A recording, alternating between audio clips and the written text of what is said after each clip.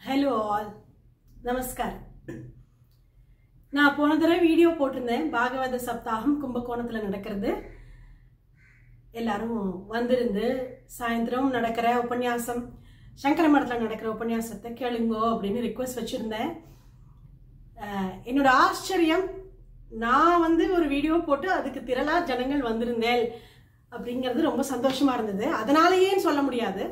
வந்திருந்த வாழ்ல ஒரு 2% என்னோட வீடியோ பார்த்து வந்திருந்தேன். அவ மென்ஷனும் பண்ணினேன்.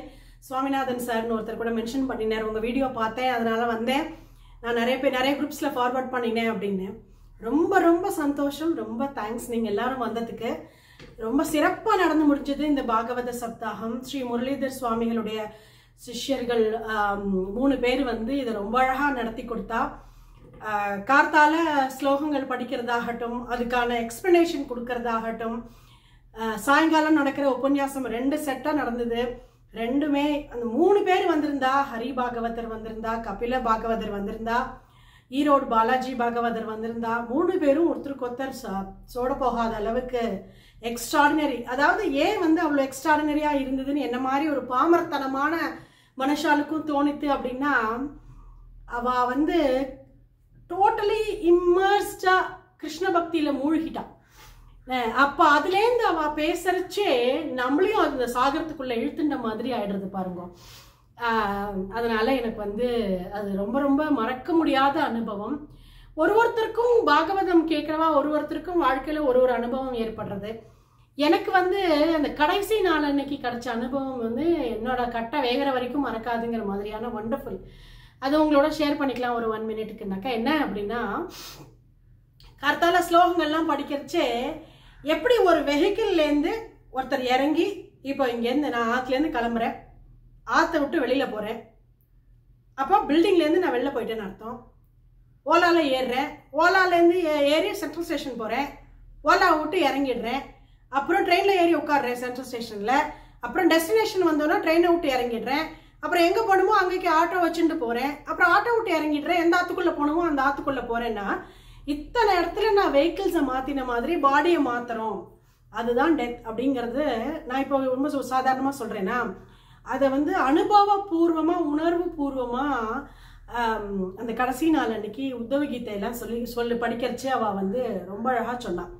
எனக்கு என்ன ஆயிருந்தது எனக்கே தெரியாம ஒரு கிளட்டர். என்ன அப்படின்னாக்கா, முதல்ல அப்பா இறந்து போனா, 1.5-2 வருஷத்துல ஷாம், அப்புறம் 1.5-2 வருஷத்துல அம்மா, 3 வருஷம் 2.5-3 வருஷத்துல பேக் டு பேக் இருந்ததுல டெத்னா பயமான்னு தெரியல, அப்படி சொல்ல தெரியல. ஆனா death is uncertain, any time நம்மளுக்கு வரும். அப்போ நம்ம வாழ்க்கையில எதுக்கு ப்ரிப்பேர் ஆயிருக்கணும் அப்படின்னா, எனி டைம் செத்து போறதுக்கு ப்ரிப்பேர் ஆயிருக்கணுங்கிற ஒரு தாட் தான் ப்ரெடாமினென்ட்டா மைண்ட்ல இருந்தது.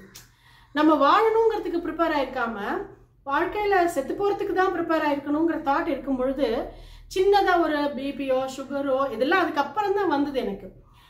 எது வந்தாலும் எதுவுமே என்ன ஒர்க் அவுட் பண்ணினாலும் டயட் பண்ணாலும் என்ன பண்ணாலும் அதுல ஒன்றும் ஒரு ரிசல்ட்ஸே தெரியல. ஏன்னா தாட் ப்ராசஸ் ப்ரிப்பரேஷன் எதுக்கு இருக்கு பாருங்க, வாழறதுக்கு இல்லாம டெத்துக்கு இருக்குங்கிறது எனக்கு அந்த பாகவதம் கடைசி நாள் அன்னைக்கு தான் புரிஞ்சுது.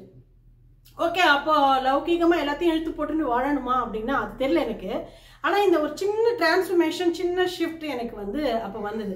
நான் எந்த காரியம் பண்ணணும்னாலுமே அவசர குடிக்கையா 10 நாள் முன்னாடி பண்ணி வச்சுப்பேன். என்ன மனசுல தோணுனாக்கா, அந்த 10 நாள் வரைக்கும் நம்ம இல்லாட்டா இந்த காரியம் நின்றுடப்படாது அப்படின்னு. அப்போ எப்பவுமே எதுவுமே நம்ம இல்லாட்டா அப்படிங்கிற ஒரு தாட், நம்ம இல்லாம எனி டைம் போவோம் அப்படிங்கிறது எத்தனை நிதர்சனமோ அத்தனை நம்ம இல்லாட்டா எதுவும் தடங்கிடப்படாது, நின்றுடப்படாது, அவ கஷ்டப்பட்டுடக்கூடாது அப்படிங்கிறதுலயே சுழண்டு அந்த சக்கர வியூகத்துக்குள்ளேயே சுழண்டு இருக்கோம் அப்படிங்கிறது எனக்கு அன்னைக்கு தான் புரிஞ்சுது. என்னோட பர்சனல் அண்டர்ஸ்டாண்டிங்ல ஒருத்தருக்கு ஒரு மாதிரி அவ்வளோ பிரமாதமான ஒரு பாகவதம் நடந்தது. சாயந்தரம் ஹரிபாகவதர் கிருஷ்ணர் லீலையில மூழ்கி அப்படியே எங்களெல்லாம் அப்படியே ட்ரன்ச் பண்ணி வெளியில எடுத்து விட்டார். அதுக்கு ஆயிரத்துக்குள்ள ஈரோடு பாலாஜி பாகவதர் உத்தவ கீதை அவ்வளோ அழகா சொன்னார். முத நாள் கபில பாகவதர் ரொம்ப நல்லா பேசியிருந்தார், அன்னைக்கு இவா 2 பேர் தான் பேசினா. அப்போ அவர் பேசினப்போ நிறைய ஞானார்த்தமான விஷயங்களை ரொம்ப சிம்பிளிஃபைட் கேப்சூலாக வந்து பாலாஜி பாகவதர் கொடுத்தார். அது இன்னும் உள்ள ரீங்காரம் விட்டுட்டே இருக்கு, கேட்டுட்டே இருக்கு. எங்கேயோ அந்த தாட் ப்ராசஸ் உள்ள ஓடிண்டே இருக்கு. அது கேட்டால் வெளியில் வந்தோம் முடிச்சு போயிடுத்துங்கிற மாதிரியே இல்லை. இந்த 2வது நாள் அன்னைக்கு ஆனாலும் உள்ள ஓடிண்டே இருக்கு. அவர் எங்களுக்கெல்லாம் லட்டு கோபால், ஆற்றுல இருக்கிற வாழ்க்கெல்லாம் எனக்கு எங்கள் மண்ணிக்கே என்னோட தம்பிக்கு எல்லாருக்கும் லட்டு கோபால் கொடுத்தார். அது வச்சுட்டு இருக்கோம். அழகா லட்டு கோபால் ஆற்றுக்கு வந்துட்டார். அவருக்கு நைவேத்தியங்கள் எல்லாம் ஆயின்ட்டுருக்கு. குட்டி கிருஷ்ணா கையில் லட்டுவோட இருக்கிற மாதிரி தவழற கிருஷ்ணன். அவருக்கு ஒரு பெட்டு கொடுத்துருக்கார், 2 திண்டு கொடுத்துருக்கார், முக்குட்டு கொடுத்துருக்கார், ட்ரெஸ்ஸு எல்லாம் போட்டு கொடுத்துருந்தார். மணி மாலை எல்லாம் போட்டு அழகாக வந்திருக்கார் கிருஷ்ணர். இதை தாண்டி உங்ககிட்ட நான் ஒரு விஷயம் ஷேர் பண்ணிக்கணும். என்னன்னா, என்னோட தம்பிங்கிறதுக்காக இல்லை, ஆனால் என்னோட தம்பி விஜய் என்கிற வெங்கட்ராமன் வந்து எதுலேயும் பெருசாக பற்று வச்சுக்க மாட்டான். டிட்டாச்சாகவே இருப்பான் எல்லார்ட்டையும், எல்லா விஷயத்துலையுமே. அவனுக்கு என்ன எக்ஸ்பீரியன்ஸ்னு அவன் யார்ட்டையும் எதுவும் சொன்னதும் இல்லை. நாங்களும் போய் என்னடா உனக்கு என்ன எக்ஸ்பீரியன்ஸ்னு கேட்டதும் இல்லை. அவன் பரமார்த்தமாக இருப்பான்னு சொல்லி நாங்களே நினச்சி விட்டுருவோம். பட் தென் அவன் வந்து இந்த சப்தாகம் முடிஞ்சதுக்கப்புறம் அமாவாசைக்கு அவள் ஒரு கோவிலில் யாகம் பண்ணுவான். யூஸ்வலாக பண்ணுறா, விஜய் எடுத்து பண்ணுறது தான் அது. அந்த ஹோமம் பண்ணும்பொழுது இந்த சப்தாகம் முடிஞ்ச அடுத்த நாள் பாருங்கோ, எதேச்சியாக ஃபோட்டோ இன்னைக்கு கர்த்தால விஜய் போட்டிருந்தான். நான் வந்து இந்த வீடியோவுக்கு வந்து அதை தம்ப்நெயிலாவே வைக்கிறேன் பாருங்கோ.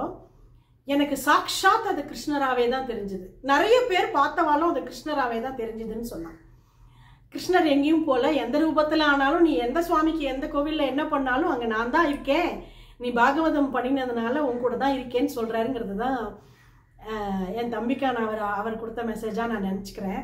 நீங்களும் பார்த்து ஆனந்தப்படுங்க. வந்திருந்தவா எல்லாருக்கும் என்னோட சிறந்தாழ்ந்த அனந்த கோட்டி நமஸ்காரம்.